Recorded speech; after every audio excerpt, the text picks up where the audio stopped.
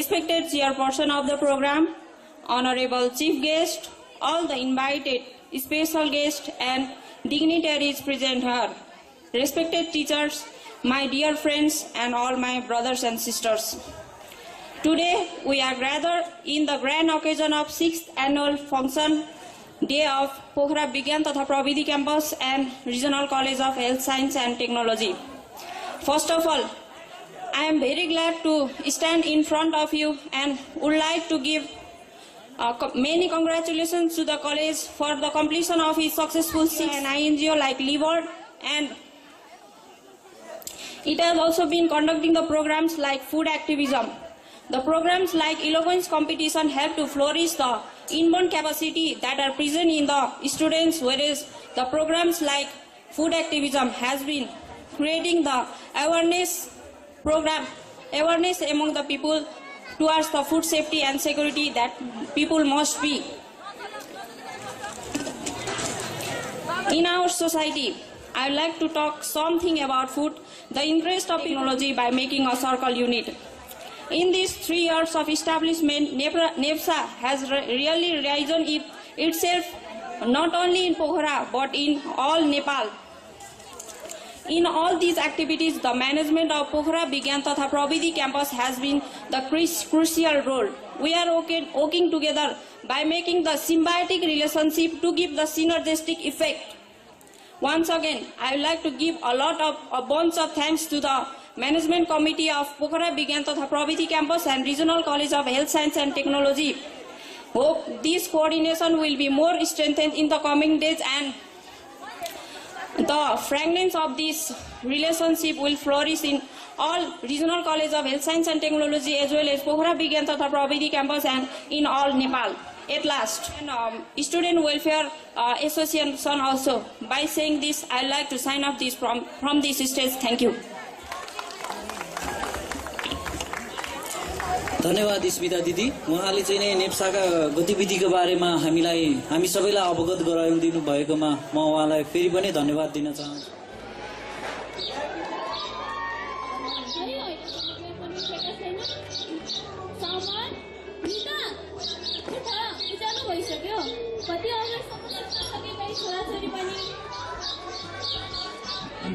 Mummy पनि एकछिन पनि सुत्न दिनुहुन्न, अलिकति सुत्न भनेको तर आक्राई गर्नुहुन्छ। ल ल उठे, ओइ निता उठ।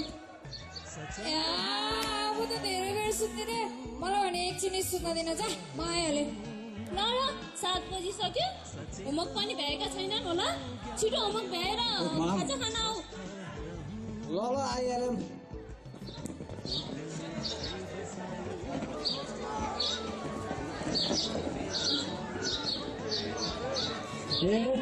अहिलेसम्म पनि उठेका छैनन् यिनीहरू। ल ल छिटो उठ, हात मुख धोएर खाजा खान आउँदा ल। अहिलेदेखि मेहनत गर्न थालेको परीक्षामा पास भइन्छ। खै के गरेर थाला यिनीहरूले। ल ल छिटो गर।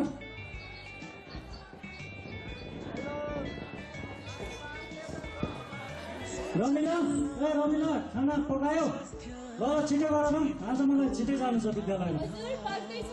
अनि कता गएर आउनु भएको बिहानै बिहानै? तल्ला घरै सानो भाइ गएर आएको। हेर न उसको नातिलाई बिरामी भएको रहेछ। के भएको रहेछ? खै फुड पोइजनिङले। अनि डाक्टर कहाँ लगेका रहेनछन्? औषधि लेखेर ल्याइदिएका रहेछन्, अहिले खाँदैछ, निकै सन्चो भएको छ। अनि के भएर भएको रहेछ त्यस्तो? सोधिनँ यस्ता सबै कुराहरू मैले। ल ल खाना बस्न छिटो, म खाना खाएर विद्यालय जानु छ छिटो। ल ल म फस्किहाल्छु। ल समर र निता पनि आऊ खाना खान। ल ल आइहाल्यो। यसरी उनीहरूको दिनचर्या चलिरहेको थियो। अब हामी उनीहरूको अर्को वार्तालाप भइरहेको दृश्य हेर्न गइरहेका छौँ। बिहानको समयमा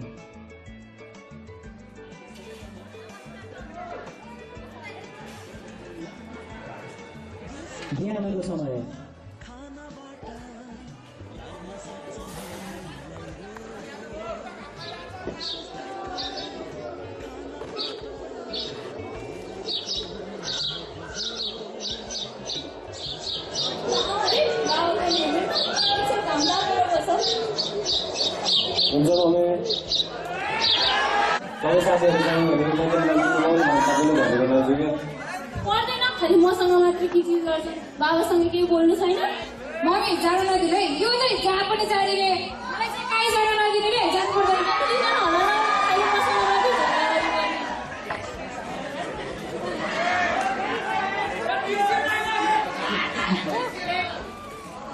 ओ ड्याडी पनि आइपुग्नु भयो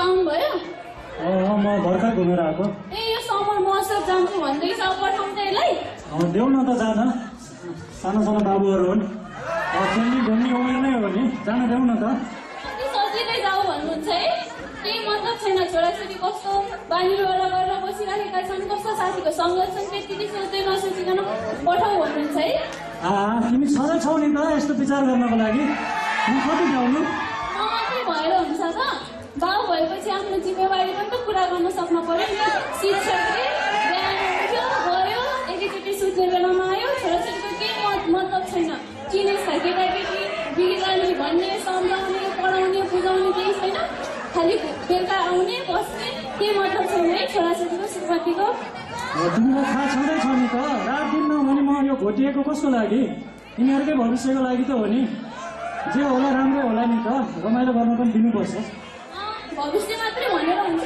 वर्तमान नै हेर्नु परेन अहिले वर्तमानमा सम्झाउने बुझाउने राम्रो बानी बेहोराको विकास गराएको भविष्य राम्रो हुन्छ त ल जे हुन्छ राम्रै हुन्छ होला भविष्यमा हामी आशावादी हुनुपर्छ मानिसको चोला के हो भोलि के हुन्छ बाबा म आज साथीहरूसँग मेला जान्छु है ल जा तर छिटै आउनु नि ल बस्दै गर्नु म विद्यालयतिर ल जान लाग्यो देखिस् बाबाले मलाई जान दिनुभयो जान नदिनु आज धेरै मोज गरियो अब केही खाजा खानु एकदम भोक लाग्यो मलाई त यहाँ सोल्टी डेन्जर भोक लाग्यो ए जाऊँ न ऊ त्यहाँ पसल रहेछ त्यहीँ गएर खाऊँ है यतापट्टि आन्टीकोमा जाऊँ न ल जाऊँ के खानुहुन्छ मलाई त यो प्रोटोले गएर दिनु ल के खाने हजुर तिमीहरू के खान्छ केटाहरू मलाई त जेरी पुरे मलाई चाहिँ समोसा है म त चाउचाउ भइहाल्छ यी हेर्दा आकर्षक छ नि नै खाऊ न हुन्छ हुन्छ त्यो मिठो जस्तै छ कि ल मिलाएर हालिदिनु न ल एकदम मिठो छ खाऊ है यो कोही चाउचाउ नि हालिदिनु सबै दोकान सकाउने हो क्या कति भयो आन्टी म त खाने यार यस्तो नमिठो नि यो जेरी कसलाई हो त मलाई म त खाने यार यो त म बिरामी हुन्छ जस्तो लाग्यो कि ठिकै छ खानु केही तिमीहरू नखाए सबैमा खाँदै थिएँ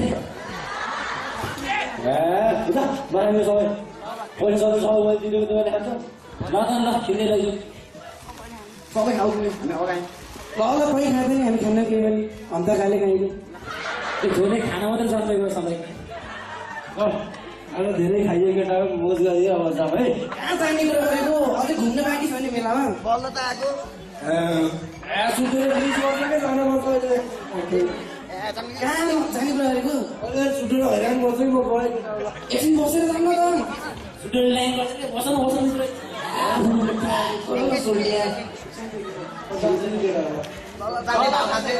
ल कोही सक्दैन हामीले घुम्छौँ मेलामा कति आजदेखि हामीले घुमाएको छ आज घर आउनु रहेछ बोल्दै बोलेछ र आउनु बस्छौँ अनि छोरा महोत्सव गएर आएको कस्तो भयो त महोत्सव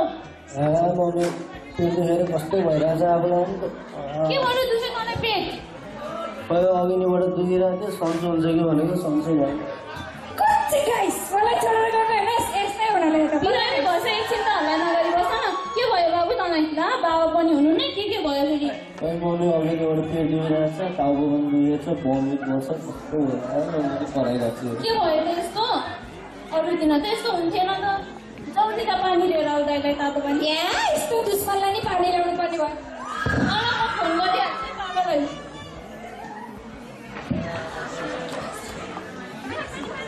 हेलो हेलो यहाँ छोरा घरमा बिरामी भयो छिटो आउनु पर्यो हो कति गराइरहेको छौ तिमी पनि म आइहालेँ ल छिटै आएँ छिटो आउनु छोरा बिरामी भइसक्यो हस्पिटल लानु पर्यो छिटो लैजाउँ ल छिटो अस्पतालतिर लगाउँदै गएर कुरा गरौँ न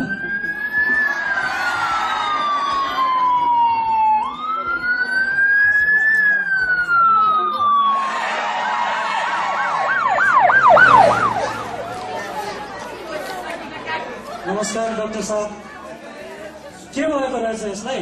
पेट मात्रै दुख्यो भन्छ। बाबुलाई फुड पोइजनिङ भएको रहेछ सर। Food poisoning? यो त पहिले पनि सुनिरहेको जस्तो लाग्छ। खास के भएर हुन्छ यो? हो सर, यो हामीले विभिन्न ल्याबमा गरेको ल्याब रिपोर्टमा बाबुले मलाई भनेका कुराहरूको निष्कर्षबाट बाबुलाई फुड पोइजनिङ भएको हामीलाई थाहा भएको छ।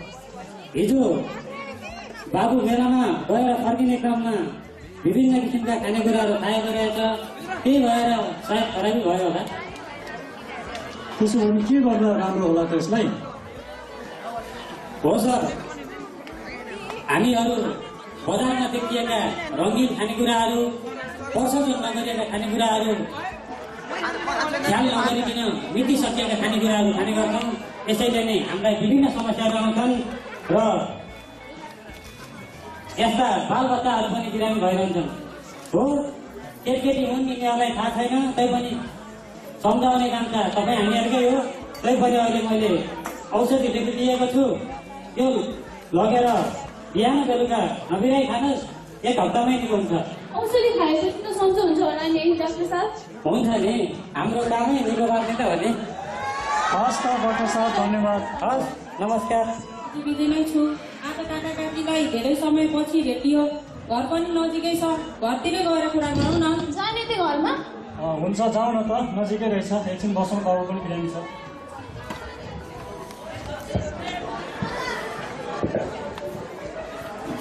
अनि नानी धेरै दिनपछि देखियो त, कहाँ के गर्दैछौ त नानी? पढाइ कहाँ पुग्यो त? ए काकी, मैले खाद्य प्रविधिमा स्नातक स्तर सकेर अहिले पोखरा फुड्समा क्वालिटी कन्ट्रोलरको काम गरिरहेको छु। खाद्य प्रविधि यो कस्तो विषय हो? के खाद्य वैज्ञानिक भनेर सम्बोधन गर्ने तिमीहरूलाई नै हो नानी? हजुर, खाद्य प्रविधि भनेको एउटा विशुद्ध टेक्निकल सब्जेक्ट हो। यसलाई पोस्ट हार्भेस्ट टेक्नोलोजी पनि भनिने गरिन्छ। विशेष गरी हार्भेस्टपछि खानालाई कसरी सही सदुपयोग गर्ने, त्यसलाई कसरी प्रोसेसिङ गरेर नयाँ प्रकारका खाना बनाउने, प्रिजर्भेसन, खानाको औषध आयोगलाई कसरी बढाउने, यस्ता कुराहरू समेट्ने एक टेक्निकल सब्जेक्ट। सँगसँगै फुड सेफ्टी, फुड सेक्युरिटी अनि खाद्यान्न जस्ता विषयहरू समेटेको एउटा विशुद्ध टेक्निकल सब्जेक्ट हो यो काका। ए नानी, फुड टेक्नोलोजी भनेपछि त खाना मिठो पकाउँछ होला है तिमीले त? हामीले अझै पनि यो कुरा बुझ्न सक्नु भएन जस्तो छ। फुड टेक्नोलोजी भनेको खानालाई मिठो बनाउने होइन, खानालाई कसरी गुणस्तरीय रूपमा कस्टमर समक्ष ल्याउने, इन्डस्ट्रियल रूपमा कसरी नयाँ नयाँ प्रकारका खानाहरू बनाउने भन्ने कुरा हो। यो खाना मिठो बनाउने भन्ने कुरा त होटेल म्यानेजमेन्टसँग सम्बन्धित कुरा हो काकी। हामी त बजारमा जस्तो देख्यो त्यस्तै मिठो र आकर्षक देखेपछि खान्छौँ, त्यो त खाना नहुँदो रहेछ है नानी? हो, यस्ता कुरामा हामी धेरै सचेत हुनु जरुरी छ। ए त्यसो भने तिमीलाई त यो फुड पोइजनिङको बारेमा पनि थाहा होला नि? डाक्टर साहब त फुड पोइजनिङ भनेर मात्र भन्दै हुनुहुन्थ्यो, केही पनि भन्नु भएन मलाई। ए अँ त नि, अघि डाक्टर साहबले नि सँग फुड पोइजनिङको कारणले बिरामी भयो भन्दै हुनुहुन्थ्यो। कसरी हुन्छ नानी हो? हो, खाना हाम्रो लागि अत्यन्तै आवश्यक वस्तु हो, तर त्यही खानालाई हामीले सही रूपमा सही प्रकारमा युटिलाइज गर्न सकेनौँ भने खाना नै विष बन्दछ। हामीले थाहा पाइसक्यो फुड पोइजनिङ खाना नै विष हुन्छ। विभिन्न किसिमका हामीले बजारमा खाद्य वस्तुहरू किन्छौँ, त्यसका मितिहरू हेर्दैनौँ, कस्तो ठाउँमा बनिरहेको छ, त्यसको गुणस्तर कस्तो छ, कस्ता समुदायका मानिसहरूले खानुहुन्छ, के छ, पौष्टिक छ कि छैन, यस्ता कुरा विचार नपुर्याइकन रङ्गीन खाना यस्ता खाने गरेका छौँ र खानामा विभिन्न किसिमका ब्याक्टेरियाहरू हुने गर्छ। ती ब्याक्टेरियाहरूले चाहिँ टक्सिनहरू पनि टक्सिन अर्थात् हानिकारक वस्तुहरू पनि प्रड्युस गरिरहेका हुन्छन्। जब हामी ती खानाहरू खान्छौँ, ती ब्याक्टेरिया हाम्रो शरीरमा जान्छ र ती टक्सिनहरूले पनि हामीलाई असर गर्दछ र जुन असरबाट निस्किन्छ त्यसलाई नै हामीले फुड पोइजनिङ भन्दछौँ। ए यस्तो पो कुरा रहेछ। वास्तवमा शरीरलाई अत्यावश्यक ऊर्जा प्रदान गर्ने खाना आफै विषको काम पनि गर्दो रहेछ होइन त नानी? हो, हामी यस खाद्य सुरक्षा स्वच्छतातर्फ अलिक उदासीन नै छौँ। यसतर्फ सचेत हुनु अत्यन्तै आवश्यक छ। अन्त नि हामीले त त्यसो भएपछि खानेकुराहरू किनेपछि मिति हेरेर किन्न पर्दो रहेछ है नानी? हो, यो कुरामा हामी त्यसैमा सचेत हुनु जरुरी छ। ल म पनि अब म जस्तो आमाहरूलाई यस्तो कुरामा सम्झाउँछु, बुझाउँछु। त्यही त, धेरै पछि नानीसँग भेट भएर पनि ठुलो उपलब्धि भयो। आज जे कुराहरू मैले सिकेँ म आफ्नो विद्यालयमा गएर आफ्नो विद्यार्थीहरूलाई पनि राख्नेछु। ल धन्यवाद नानी, हामी राख्छौँ। ल काकाहरूलाई अलिकति केही कुरा सम्झाउन पाएकोमा आफूले खाद्य प्रवृत्ति पढेको केही सार्थकता आएको मैले महसुस गरेकी छु। ल आउने दिनहरूमा पनि